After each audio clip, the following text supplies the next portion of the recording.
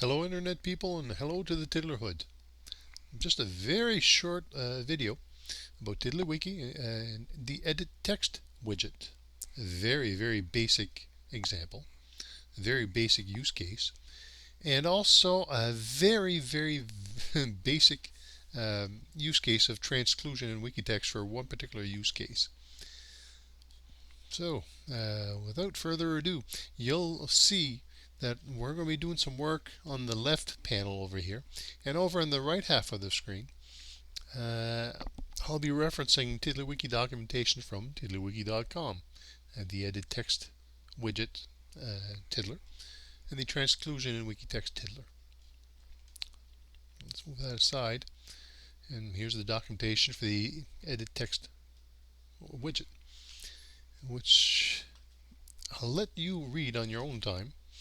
We're going to set up a very basic example using this as our template, and we're going to create a brand new tiddler. And just to save room, I decided to hide the sidebar. So we're going to want to create the edit text widget tester. So just a sneaky way here of creating a brand new tiddler. And we'll hide this, and let's paste what we copied from over here.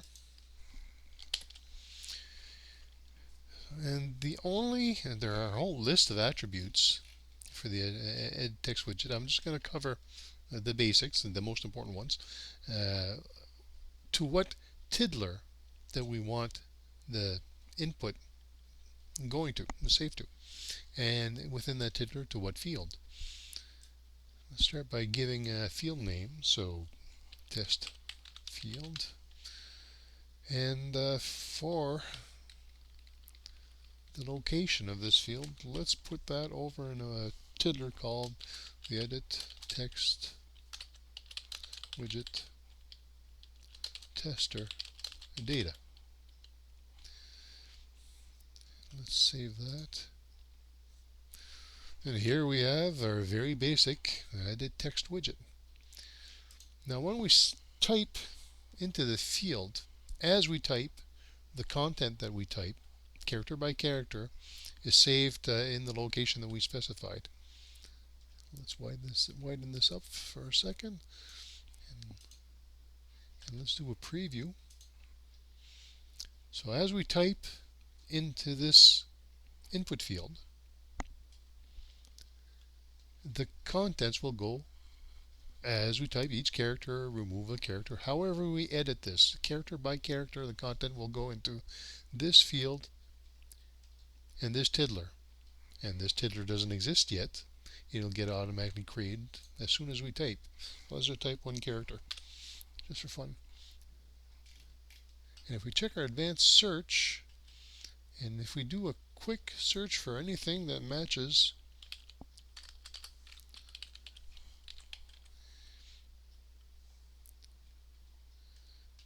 there's our data tiddler that got created.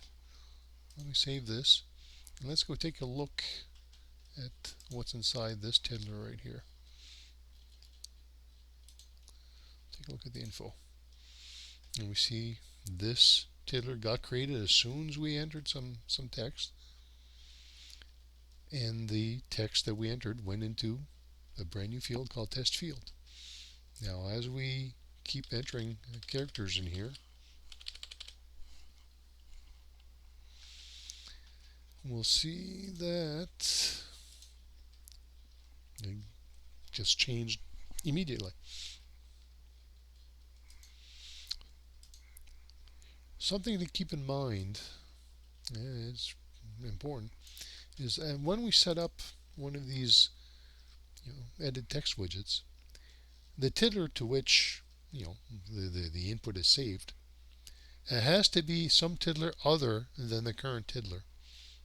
And you'll find that in the notes for the edit text widget. It's just to be aware that the edit text widget cannot be used to edit a field of the tiddler that contains the actual widget. Now, keep this in mind, especially if you never specify the tiddler name.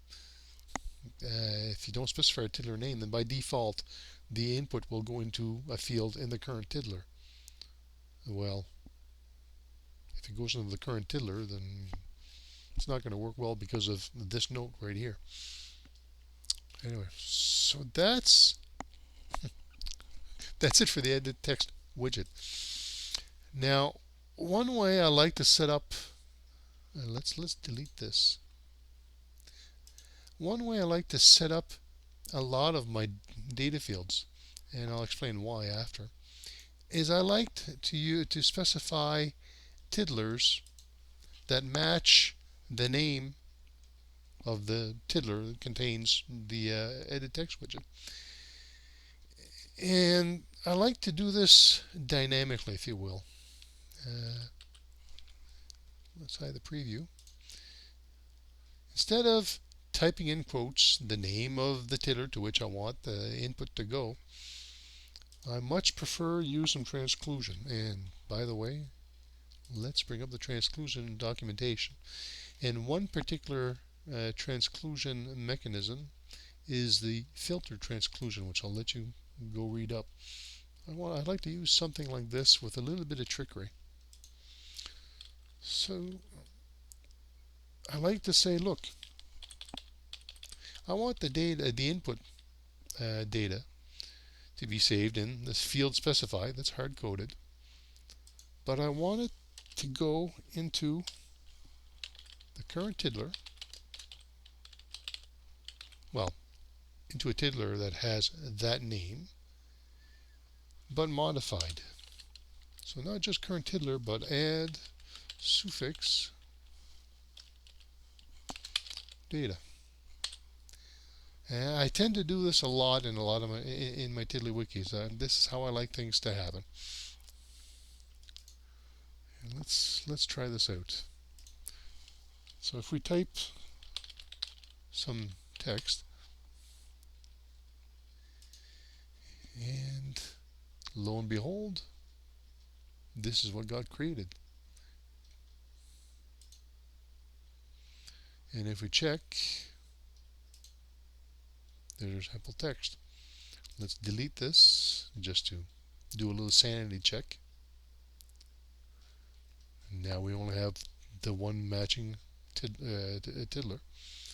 And let's type sample text.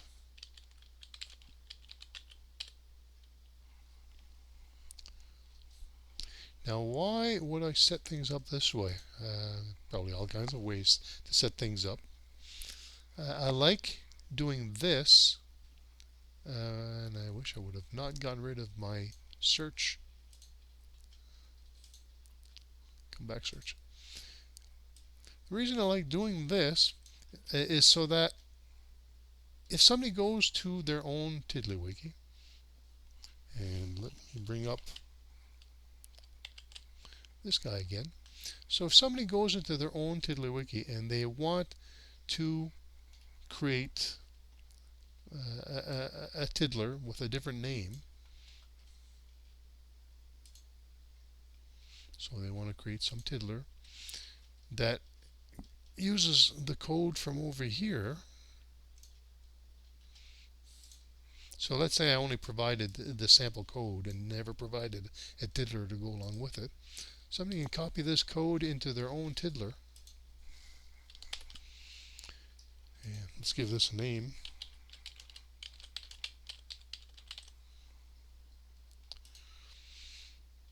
Because of the way I've set up the tiddler name for the EditTextWidget, as soon as you start typing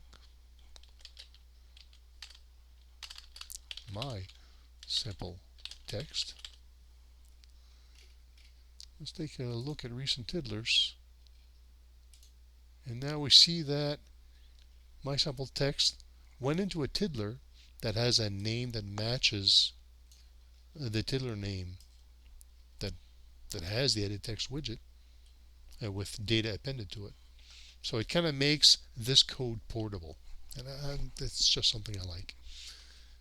Anyway, that's all I want to show, because I did not want to get into having to explain all of this in a future video that I want to do about using edit text widgets for date input. Anyway, thank you very much. Cheers.